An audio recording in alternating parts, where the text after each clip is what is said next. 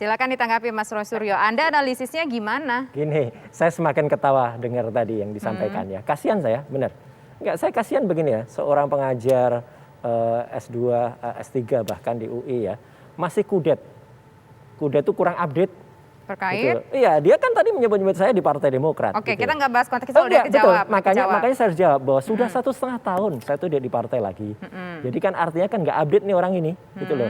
Dan apa yang dia sampaikan kronologi tadi salah.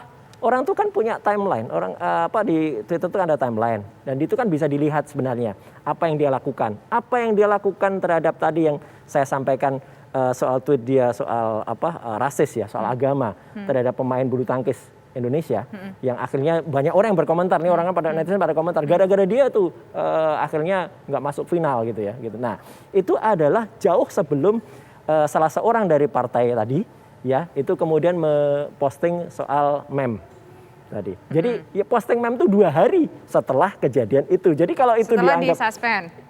Maksudnya setelah dia melakukan posting itu ya, jadi dengan disuspend. Jadi kan nggak ada hubungannya. Jadi artinya analisisnya saja sudah salah ya dari sisi waktu. Jadi saya mendukung apa yang tadi disampaikan Mas Ardi Suteja ya, sahabat lama saya itu ya. Itu yang mengatakan bahwa Twitter itu punya satu regulasi. Dan regulasi itu kayak kalau di Kominfo itu melakukan take down, itu ada panel. Jadi tidak semua laporan dan apalagi dia menuduh ada buzzer, ada kelompok, ada pasukan cyber, ya gitu. Mau segede apapun pasukan cyber yang kemudian melakukan flag ya, bahkan ada namanya istilahnya false flag ya, flag palsu ya. Itu juga pernah dilakukan oleh kelompok buzzer RP ini ya gitu. Tidak akan ngaruh kalau kemudian Twitter itu juga punya satu analisis yang kemudian dilakukan. Oke, baik. Sekarang kita ingin ke Mas Ardi. Mas Ardi, kalau menurut Anda gimana analisis dari Mas Ade Armando ini sendiri bahwa sebetulnya ini karena adanya prajurit yang melakukan report yang menyerang akun Twitternya Mas Ade Armando? Begini Mbak Tisa ya, saya rasa ini ada kekeliruan ya. Karena begini, di situ kan di Twitter itu siapapun bisa melakukan pengaduan ya. Bila ada postingan-postingan tertentu yang mungkin mereka tidak berkenan ya. Mungkin ya ini banyak yang tidak berkenan itu jumlahnya besar. Kita nggak tahu mereka tuh kelompok siapa. Tapi yang jelas ya mungkin ya banyak yang tidak berkenan mungkin melihat postingan-postingan Mas Ade ini. Kelompok yang nggak berkenan itu kelompok yang di situ dalam kata kutip robot kah atau memang kelompok real kah atau gimana kalau menurut Mas Ardi sampai bisa akhirnya disuspend oleh Twitter sebagai panglima sosial media? Ini satu hal yang saya harus jelaskan ya. Oke, ini gimana nih Mas? Kita taunya robot nggak ada, ini real. Di Twitter juga bisa bedakan mana akun pengaduan yang palsu yang menggunakan robot, mereka bisa bedakan. Artinya mereka bisa pilah itu. Jadi ini yang melakukan pengaduan ini real. Real ya, artinya orangnya ada.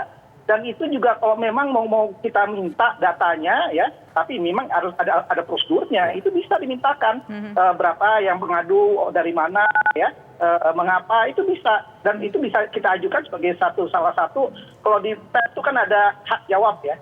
Di media sosial juga ada, kita bisa minta banding. Artinya kenapa disuspend. Tapi intinya ini yang lakukan pengaduan ini saya rasa orang benar ya. Artinya nggak mungkin lah. Kalau bot itu bisa dibedakan oleh mereka. Di sistem mereka bisa bedakan kok.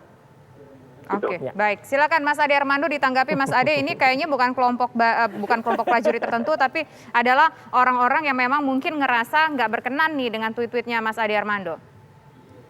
Ya kan kita semua spekulasi ya. Saya juga nggak pernah bilang robot. Yang bilang robot siapa? Ini kan asumsi prajurit. Prajurit ini kan banyak macam-macamnya. Nah, ya enggak, saya bilang bahwa prajurit itu bisa manusia biasa ya. Misalnya sekarang bayangkan nih, 500 orang dibayar untuk rame-rame untuk meminta agar saya di take down. Ya, dengan misalnya itu pakai tuh postingan Ade Armando yang bilang agama Anthony Ginting itu apa sih? Ya. Tanya aja sama semua orang yang ngerti bahasa Indonesia. Masa itu Sarah, saya nanya Anthony Ginting agamanya apa? Ya. Kemudian saya menyampaikan ketika yang pemenang double putri itu, saya bilang, wah ini kemenangan buat Indonesia yang sangat pluralis. Yang mendapat medali emas itu adalah seorang pasangan yang kombinasi Islam dan Kristen. Itu kan artinya sebuah kebahagiaan buat kita semua. Masa itu Sarah? Tapi kalau ada 500 orang yang dibayar untuk mengangkat itu kepada Twitter, maka langkah normal dari Twitter adalah memang men-take down-nya. Nah, jadi ini kita bicara tentang spekulasi. Kalau Anda tanya seberapa jauh saya pasti dengan jawaban saya nggak tahu. Karena semua orang di ruangan ini pun nggak ada yang tahu, kecuali di sini ada orang Twitter yang bisa menjelaskan. Begini, Mas Ade, salah satu caranya untuk mengetahui adalah meminta hak jawab. Hak jawab itu ketika sudah dilayangkankah ke Twitter itu sendiri, Mas Ade, apa jawabannya? Karena kan 2 kali nih disuspend dalam waktu yang dekat, Mas Ade. Iya, sebetulnya kan semula saya udah mau menanyakan, terus tahu-tahu hidup lagi ya. Terus sehari nggak ada masalah. Tahu-tahu besoknya mati lagi. Ya, itu yang saya katakan. Ya buat saya udahlah, kalau emang Twitter mau men-take down-nya, suspend ya suspend aja. Jadi nggak akan main Twitter lagi nih? Mungkin saya nggak akan main Twitter. Atau buat account baru? Udah bikin? Enggak, buat apa sih? Buat apa bikin Twitter? Saya udah senang dengan bikin YouTube, saya punya Facebook. Follower saya di Twitter tuh jauh lebih sedikit daripada di Facebook saya. Sekarang saya juga lagi demen nih ke TikTok, mulai main ke TikTok, ke Instagram. Ini sekalian promo nih berarti nih ya. Kita tunggu dia main TikTok. Lucu ini tadi. Tapi nggak pakai panji, tenang aja. Jadi ini juga ini kudet bener ini. Benar-benar kudet. Ini kudet bener. Oke, baik. Dosen kok kudet. Enggak, kita nggak bicara soal secara personal, kita bicara soal akun, Mas. Bukan tempatnya kita bicara untuk kudet, nggak kudet begitu terhadap hal ini. Tapi kita ingin dengar lagi nih suara dari Mas Roy Suryo bahwa ya sudah saya nggak minta hak jawab juga karena saya sudah balik lagi akunnya, tapi tiba-tiba hilang lagi. Iya itu, kata tadi yang dia ucapkan itu menunjukkan kudet lagi kan gitu. Kaitannya dengan Twitter ini, kaitannya dengan Twitter, kudet, Twitter kemudian disuspend apa, Mas? Orang yang tidak ngerti apa yang dia lakukan, itu kan berarti dia nggak introspeksi.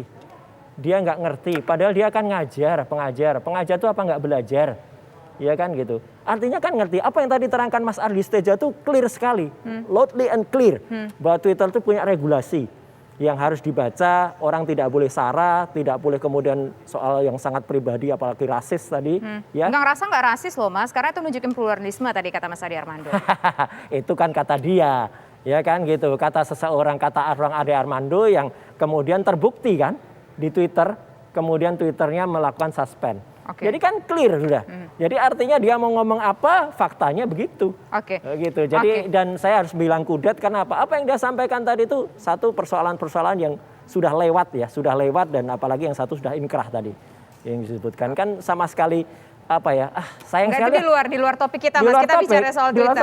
Sekarang kita coba ke Mas Ardi. Kasianlah orang ini. Baik. Sekarang kita ingin kok kayak gini gitu loh. Kita tidak berbicara soal personal, tapi kita bicara soal akun sosial medianya yang di suspend, Mas. Bukan secara personal dari Mas Ade Armando ini. Itu yang perlu kita pahami bahwa di petang hari ini, pemirsa.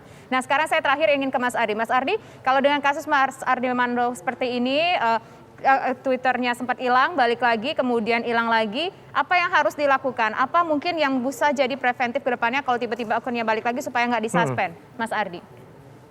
Begini ya, ini kan sesuatu yang bolak-balik ya, nyala hidup kayak mati listrik ya. Mati listrik ini kan sebetulnya kita juga tahu kenapa penyebabnya, nggak perlu kita cari. Tapi intinya begini ya. Kita sebagai user, sebagai pengguna itu juga punya hak ya, pengguna media sosial itu punya hak ya. Kalau memang akun kita disuspend atau di take down ya, kita juga pasti ada upaya ya, salah satunya banding dan itu biasa ditanggapin oleh itu, tapi memang makan waktu karena yang banding itu banyak di Twitter itu tiap hari itu jumlahnya bukan 1-2 ribuan gitu. Tapi intinya kita punya hak, si Twitter juga punya hak. Tapi yang harus dipahami, kita ini bergiat ya di platform, di pekarangan orang yang punya aturan main tersendiri. Ini yang harus kita pahami. Bukan kita masuk ke sana di pekarangan lantas kita mau buat buat masak massal gitu ya. Masak massal seorang ngumpul lagi COVID gitu. Ini kan celaka sih. Nah ini yang kita harus pahami bahwa ini adalah platform orang lain, punya orang lain, aturannya juga lain. Nah ini yang harus kita pahami adalah aturan main ini gimana. Setuju. Oke, baik. Tentunya ini juga bagian dari literasi ya untuk masyarakat Indonesia bagaimana cara menggunakan media sosial yang baik begitu ya. Baik, terima kasih Mas Ardi, terima kasih juga Mas Ade Armando. Semoga akun Twitternya bisa segera kembali. Dan terima kasih juga. Terima kasih juga Dan Mas Roy. moga-moga cepat belajar lah desain satu ini ya. Oke, namanya semua narasumber kami yang kami undang di sini pinter-pinter pemirsa sesuai dengan bidang keilmuannya masing-masing. Terima kasih sekali lagi Bapak, selamat sore, selamat petang. Dan pemirsa sejumlah informasi penting lainnya masih akan kami hadirkan sesaat lagi. Tetaplah di Kabar Petang Pilihan.